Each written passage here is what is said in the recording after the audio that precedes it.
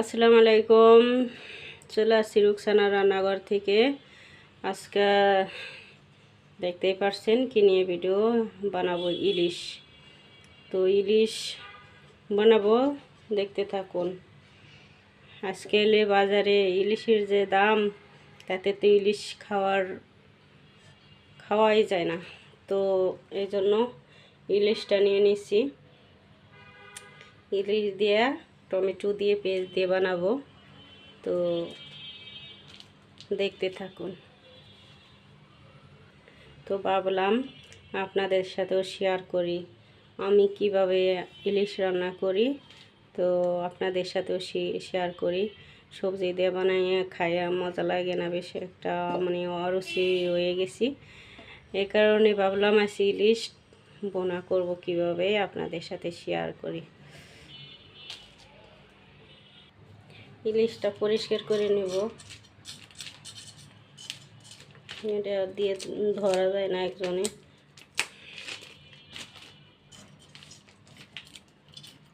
এটাতে পরিষ্কার করে নেব।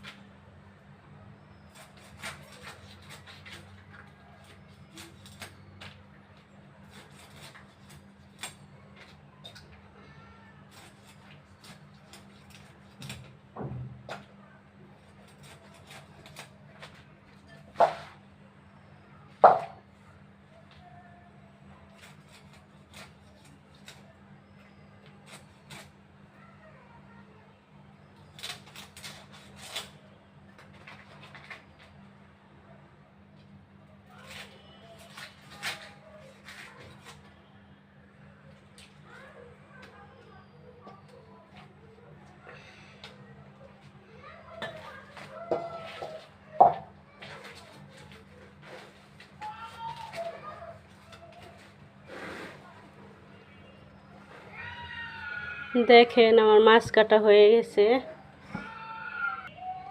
মাছ কাটা হয়ে গেল সুন্দর করে।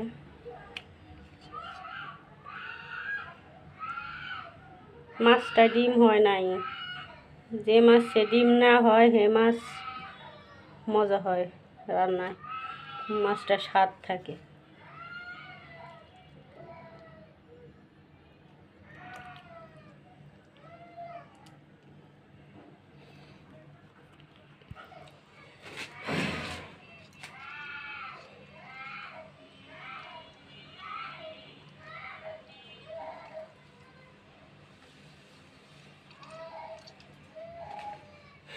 তো ইলিশ মাছের এটা নাকি খায়, এটা হলো খুলতে মাছের বড়ি। ইলিশ মাছের এটা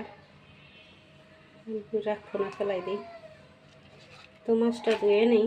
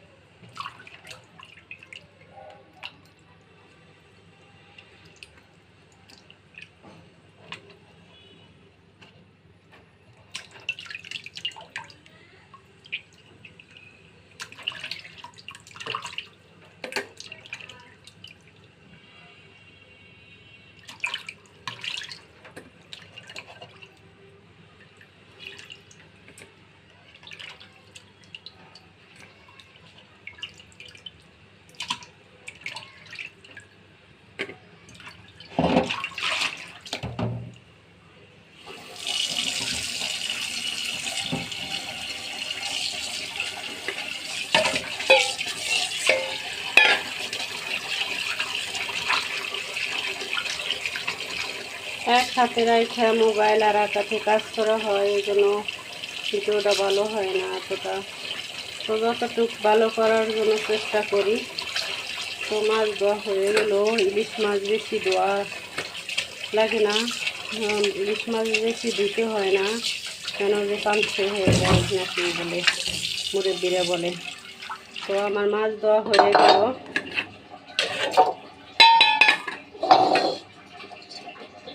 যে মাছ দেওয়া হয়ে গেছে,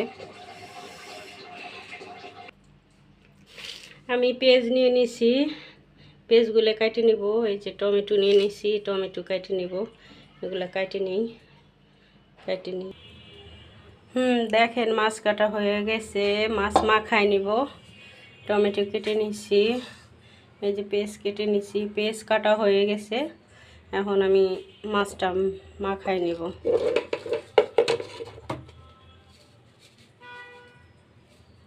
নিয়ে নিছি কিছু লবণ,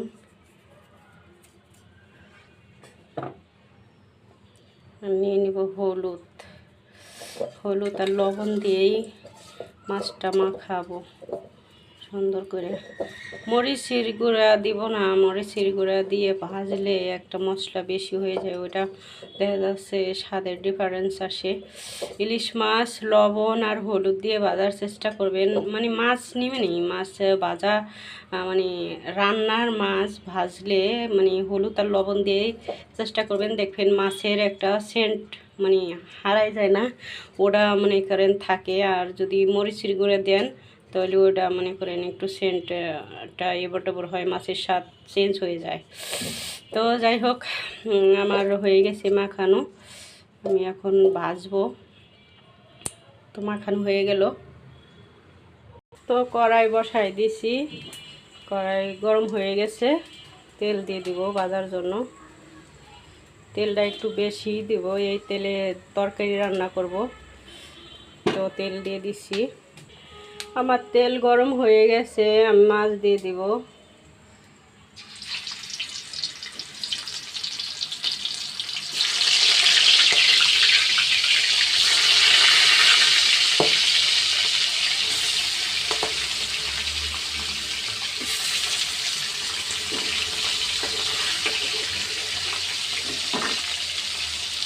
তো আমার মাছ দেওয়া হয়ে গেছে, মাছ ভাজা হোক। আমি মাছ উল্টে দিব, মাছ উল্টে দিই।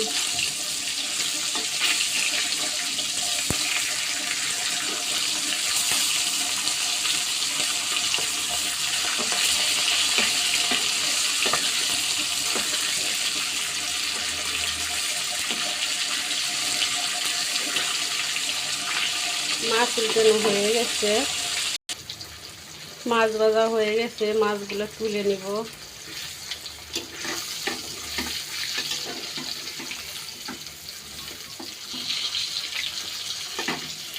তো আমি পেঁয়াজ দিয়ে দিব এখন।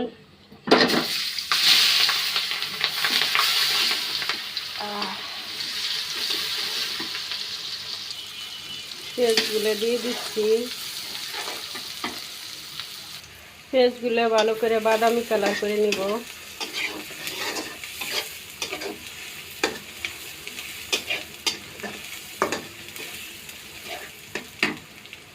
চুলায় দিয়ে দিছি গরম পানি, তরকারিতে গরম পানি দেব তাই।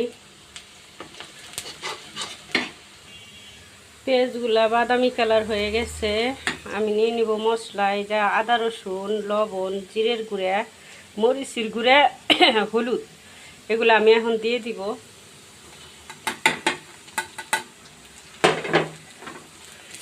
দিয়ে ভালোভাবে কষাই নেব।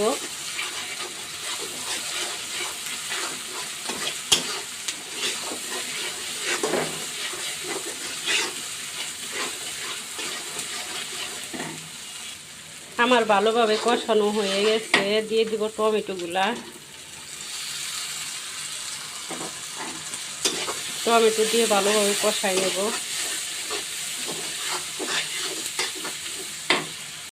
দিয়ে দেবো একটু গরম পানি ভালোভাবে কষানোর জন্য। গরম পানি দিয়ে ভালো করে নাড়িয়ে ডাইকে দিব। ঢাকনা তুলে নেই।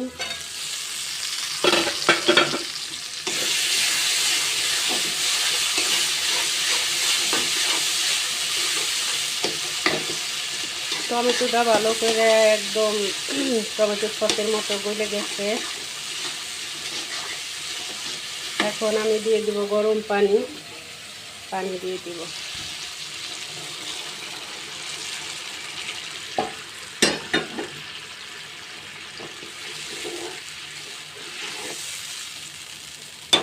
আমি ঢেকে দিব এখন, ফুটে ভালো ফুটুক, তারপরে মাছ দিয়ে দিব। তো ভালো করে ফুটে উঠছে। এখন আমি যে কাঁচামরিচ দিয়ে দিছি, মাছ দিয়ে দেই।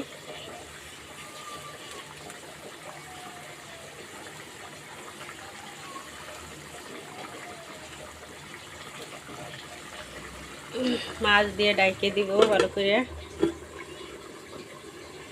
থাক 2 মিনিট থাক। দেখি 2 মিনিট হয়ে গেছে। কি অবস্থা, দেখেন অসাধারণ কালার আসছে।